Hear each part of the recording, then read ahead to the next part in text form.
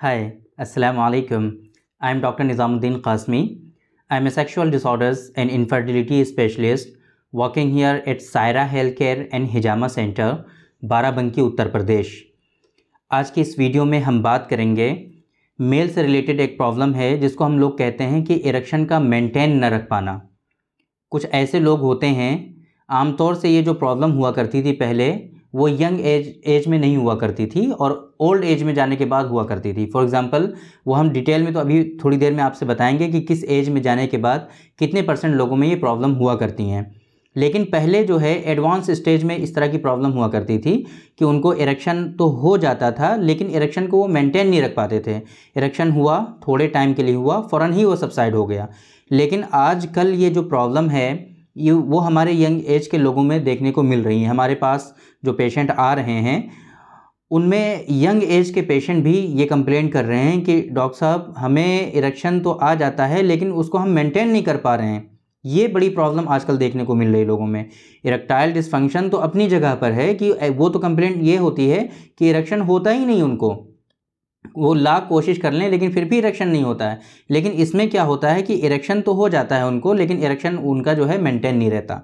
तो ये प्रॉब्लम क्यों होती है, इसके पीछे के कॉजेज़ क्या हैं, किन लोगों में होने के चांसेस ज़्यादा होते हैं, कैसे आप इसको बचा सकते हैं, अपने आप को इससे कैसे दूर रख सकते हैं, या इसी तरीके से कितना अगर आप इरेक्शन मेंटेन नहीं कर पा रहे हैं, मतलब कितनी मरतबा आप सेक्सुअल इंटरकोर्स कर रहे हैं, उनमें से कितनी मरतबा आपने प्रॉपर वे में इरेक्शन को मेंटेन रखा और कितनी मरतबा आप नहीं रख पाए। ये कितनी अगर ऐसी कंडीशन है तो क्या सच में आपको परेशान होने की ज़रूरत है, या फिर अगर कोई ऐसी दिक्कत नहीं है तो कैसे आप उससे अवॉइड कर सकते हैं, कैसे इससे आप बच सकते हैं, या फिर अगर सच में ये प्रॉब्लम है आपके साथ तो इसके ट्रीटमेंट के ऑप्शंस क्या हैं, कैसे आप इसको ट्रीट कर सकते हैं। तो सबसे पहले हम बात करते हैं कि ये डिज़ीज़ बेसिकली होती क्यों है ना।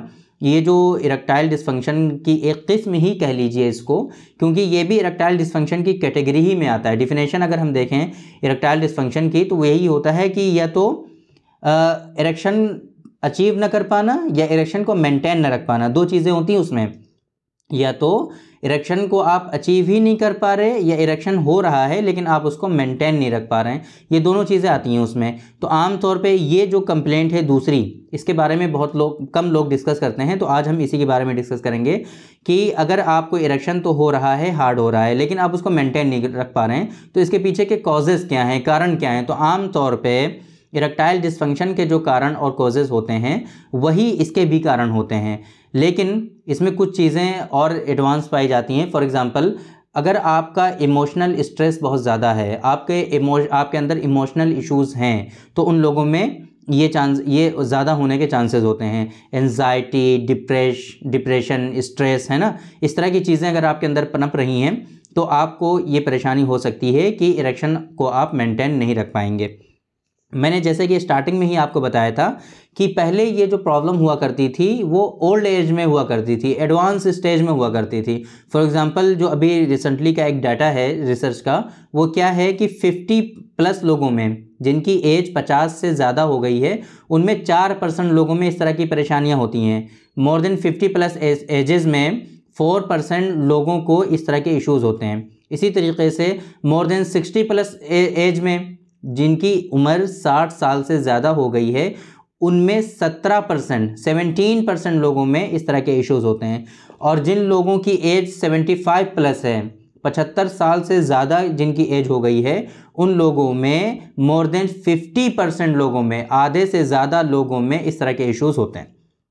तो ये हो गई डिटेल जो आपके एज से रिलेटेड है, आपकी उम्र से ताल्लुक़ है जिसका, कि इस उम्र में जाने के बाद आम तौर पे इतने लोगों में इस तरह की परेशानियां होती हैं, ये एज से रिलेटेड है।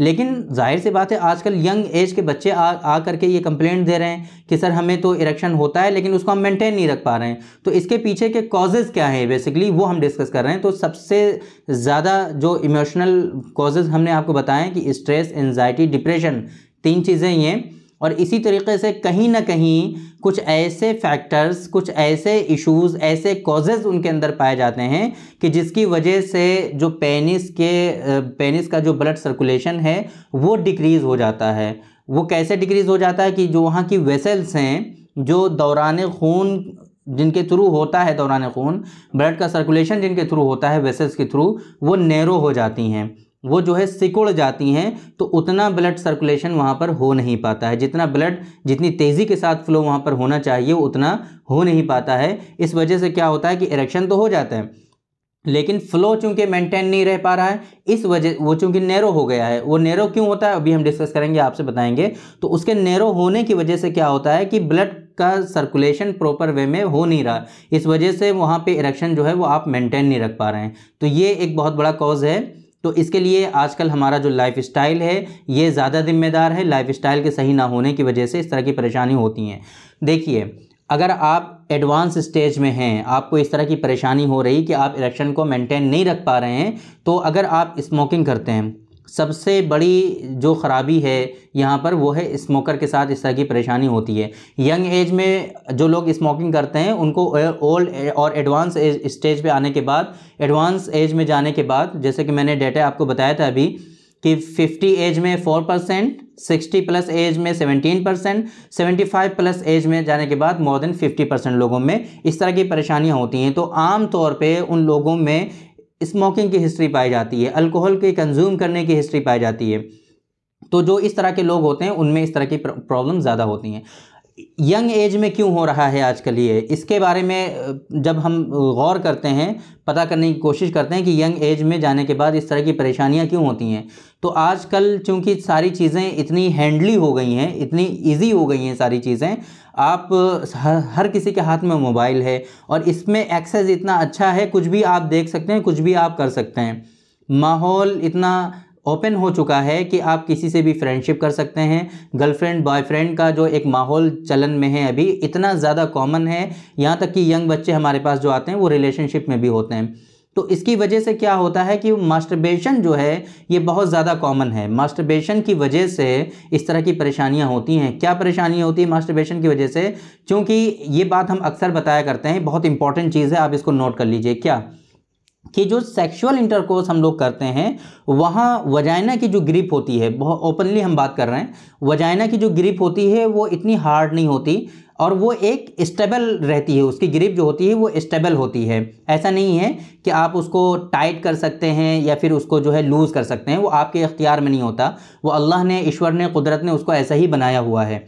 तो उसमें ग्रिप जो है वो एक ऐसी बनी हुई है, वो हार्ड नहीं होती, वो लूज़ नहीं होती। तो उसमें क्या है कि आपका जो प्राइवेट पार्ट है उस पर कोई इफ़ेक्ट, बैड इम्पैक्ट नहीं आता है। लेकिन आप जब यही काम आप हाथ से करने लगते हैं, मास्टरबेशन करते हैं, तो ये ग्रिप जो आप बनाते हैं, ये ग्रिप जो है काफ़ी हार्ड हो जाती है। इसकी वजह से क्या होता है, क्योंकि ये कंट्रोल आपके हाथ में है, जितना ज़्यादा स्टिमुलेशन होगा, जितना ज़्यादा आपको जो है फीलिंग होगी, उसी हिसाब से ये ग्रिप और ज़्यादा आपकी हार्ड होगी। तो इसकी वजह से क्या होता है कि वहाँ के जो वेसल्स हैं, जो वहाँ के वेसल्स हैं वो क्या होती हैं, नैरो हो जाती हैं, उनके ऊपर कंप्रेशन होने लगता है, वो दबने लगती हैं। फिर धीरे धीरे धीरे धीरे उसका साइज़ क्या हो जाता है, नैरो हो जाता है। उसकी वजह से फिर वहाँ का सर्कुलेशन डिस्टर्ब होने लगता है। तो ये एक बड़ा कॉज है, ये एक बड़ा सबब है जो आजकल यंग बच्चों में देखने को मिल रहा है। और हमारे पास जो पेशेंट आते हैं वो इस तरह की कंप्लेंट कर रहे हैं कि हम जो है इरेक्शन तो मेंटेन नहीं रख पा रहे हैं, इरेक्शन होता है लेकिन हम उसको मेंटेन नहीं रख पा रहे हैं। तो ये बहुत बड़ा कॉज है। दूसरी बात, जिन लोगों में cholesterol, high blood pressure, cardiac issues जिन लोगों में होते हैं या फिर डायबिटिक होते हैं, उन लोगों में इस तरह के इश्यूज़ बहुत ज़्यादा कॉमन हैं। तो अगर इस तरह के इश्यूज़ हैं आपके साथ तो कोशिश करिए कि वो चीज़ें मेंटेन रहें, अंडर कंट्रोल रहें। अगर कोलेस्ट्रॉल आपका बढ़ा हुआ है तो उसको कंट्रोल रखने की कोशिश करिए। अगर आपका कोलेस्ट्रॉल बढ़ा हुआ है, ब्लड प्रेशर बढ़ा हुआ है, उनको कंट्रोल करने की कोशिश करिए, शुगर लेवल को मेंटेन रखिए। इंशाल्लाह इस तरह की परेशानियाँ आपको नहीं होंगी। तो ये कुछ कॉजेज़ हो गए फ्रीक्वेंटली जो आजकल पाए जा रहे हैं कि किस वजह से किसी शख्स में ये प्रॉब्लम हो रही है कि इरेक्शन तो अचीव हो रहा है लेकिन इरेक्शन को वो मेंटेन नहीं रख पा रहे हैं। तो ये कुछ पॉसिबल कॉजेज़ हैं जो हमने आपको बता दिए हैं। अब बात आती है आपको करना क्या चाहिए, क्या सच में ये परेशानी है? तो देखिए, अगर आप अपनी वाइफ से मिलते हैं, सेक्सुअल इंटरकोर्स करते हैं और मोर देन 50% केसेस में इस तरह की प्रॉब्लम आपको हो रही है तो सच में आपको परेशान होने की ज़रूरत है। ये एक डिजीज़ है। लेकिन अगर कभी कभार ऐसा हो जा रहा है कि आप इरेक्शन नहीं मेंटेन कर पा रहे हैं, नहीं रख पा रहे हैं, लेकिन दूसरी और जब आप मिलते हैं तो वो सारी चीज़ें सही हो रही हैं, तो फिर कोई घबराने की ज़रूरत नहीं है। इस तरह की चीज़ें कभी भी किसी के साथ हो सकती हैं, लेकिन इसमें कोई घबराने की बात नहीं। लेकिन अगर मोर देन 50% केसेस में ऐसा हो रहा है कि इरेक्शन आप मेंटेन नहीं रख पा रहे हैं, तो ये डिजीज़ में आ जाएगा, इरेक्शन ईडी में आ जाएगा। क्योंकि ईडी की डेफिनेशन हमने आपको क्या बताई थी स्टार्टिंग में कि अचीव ही ना कर पाना इरेक्शन को या उसको मेंटेन न रख पाना। तो यहाँ पर क्या हो रहा है कि मोर देन 50% केसेस में आप उसको मेंटेन नहीं रख पा रहे हैं, तो ये ईडी में आ जाएगा। अब इसके लिए ट्रीटमेंट के ऑप्शंस क्या हैं?